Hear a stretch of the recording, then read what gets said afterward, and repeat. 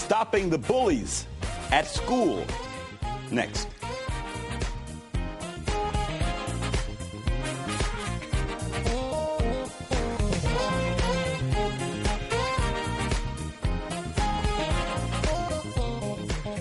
Welcome to the Stan Simpson Show, a program about Connecticut people and compelling issues. Make it a point, will you please, to drop in every week. The issue of bullying at school is on the front burner again. It's the fallout from the recent suicide of a Massachusetts teenager who hanged herself after being repeatedly bullied. Studies say up to 25% of teenagers are experienced or have experienced bullying. For many, it's a traumatizing and isolating ordeal. Today, Joanne Freiberg, a state bullying prevention expert, and Elaine Zimmerman from the Connecticut Commission on Children will discuss solutions to bullying. And then, folks, will wrap things up with a distinguished visitor from Jamaica. Former Senator and Minister of State Delano Franklin is visiting our capital city, which is one of the largest concentrations of West Indians in the country. How can Hartford better connect with its Jamaican roots? But first, how do we stop the bullying? Joined now by Elaine Zimmerman with the Commission for Children, Executive Director, Joanne Freiberg, an expert on bullying prevention. The incident in South Hadley has people talking again. Your thoughts? A lot of young girls committing suicide because of bullying. Where do we start? How do we stop it? Our state has really paid attention to this for a long time. We were one of the first states in the country to write a law to try to change things and make schools safer. It was actually well before Columbine that our state wrote a law that was the Safe Learning Act. And we partnered actually with someone in the private sector who'd been bullied, who had become very high up in a corporation, who partnered with the speaker. As a child was yes, bullied. Okay. Yes, exactly. And never forgot. Had real heartfelt response to this. And we created a competitive grant program so that schools could have dollars to create safe schools, which is what Joanne talks about a lot. We had one problem, though. The schools that had the most difficulty and the most bullying didn't apply for the dollars. Interesting. We have two great guests here. You have helped to write the laws for the state, and Joanne, you've dealt with the actual case studies, people who come to you saying, hey, what do I do? So what do you do? Well, part of the problem rests in the definition itself. There are 41 states that have some kind of an anti-bullying law, and there are 41 different definitions. There are not clear parameters to help schools really delineate what counts and what they're looking for. And what I find in practice is that this difficulty really stymies educators. Where do you draw the line in bullying and harassment? Where do you make that strong line? Well, I draw the line at a much lower level because first of all, bullying is about abuse of power.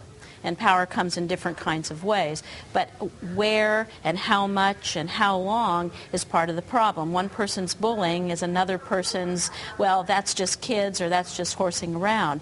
And what all of the research shows is that the earlier in the spectrum we can catch it, then we can stop it.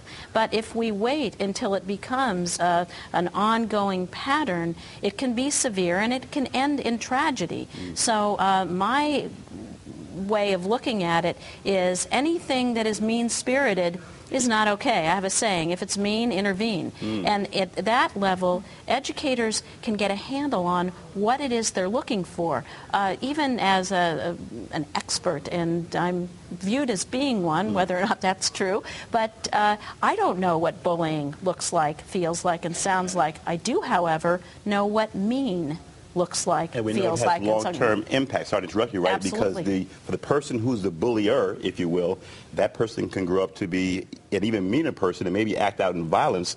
For the person who's bullied, there's that victim mentality and some serious psychological damage for a person who feels isolated and defenseless. Well, that's so true. What we do know is that the bully ends up having a 6 times greater chance of being a convict by his or her 20s than one who's not a bully. So if we want to help the bully, not just the target. The target ends up depressed, often leaves school, because who would want to be in school if you were feeling like somebody's really after you, and someone is after you. And so we see in the country 160,000 students a day in our country miss school because they're being bullied. And then the bystander learns that it's okay to be mean or it's not, depending on whether adults stop it. So the big thing we have to do... The well-meaning bystander, right, who may want to step in but feels that, is it my role to step in, right? You have folks who will see bullying, are very troubled by it, but don't know what to do about it. That's so true. Children want to help. We saw this after 9/11.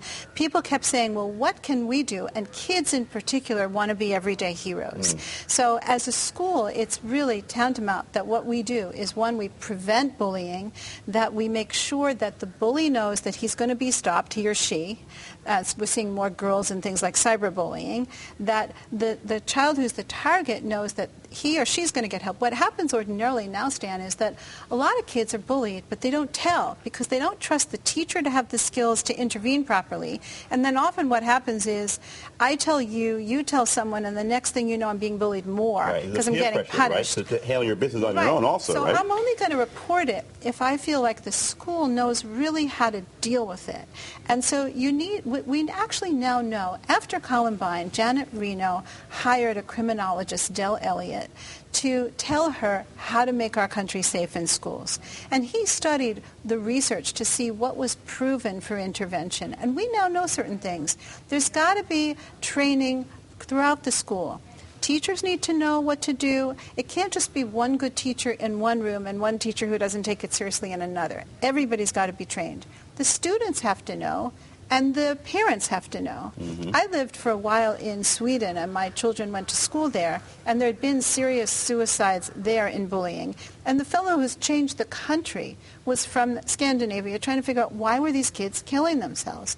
And now in Sweden, it's a constitutional right to go to school in safety, and every school does training. So it's pretty remarkable. There are some changes, however, in between a homogeneous country such as Sweden and the United States.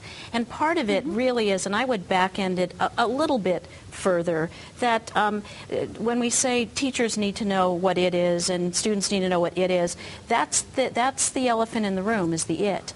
And in my work with schools and with families to help make it safer and prevent bullying behavior, I find that it's when we are focusing on the bullying, whatever that is, it's much less likely for adults to understand what it is they have to do. You're big on climate, though. You talk about solutions. The state did a big report on this. Absolutely. And Joanne, you and I talked last night. You're big on the issue of climate. When you talk about solutions, let's talk about the environment and talk about some quick bullet points on, if you're a school out there, let's talk about the environment and what has to be done if you're a school system in creating an environment where it's not tolerated. One of the leading things that we have to work toward is something that we now know is connectedness. And when schools work toward making students, family members connected to school. And what that translates into is close to people at school. The notion of relationships and belonging is huge. Happy to be at school, that is a very big factor.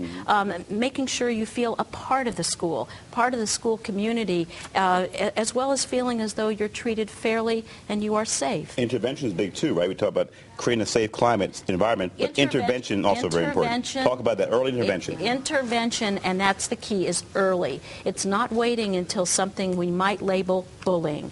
We have to intervene and stop any kind of mean-spirited behavior. I find educators really embrace that concept, and that's where the state is moving. That's where schools are making progress, is when they understand it's the low-level issues and behaviors and seemingly innocent kinds of actions. That's when schools move forward. But are educators committed to really candidly assessing their environment to see if it is a climate for bullying? You think so? I know they are. Okay. They are, especially when they're not having to assess how much bullying they have. That is, I mean, many media outlets here in the state and nationally have surveyed schools to say how much bullying you have, and what they say is none. Do they say they have mean-spirited behavior? Absolutely. That's where we need to go, is to, because I focus on practice. Elaine is very helpful in pushing laws forward that support these issues, and in fact I would argue that the most important thing that's happened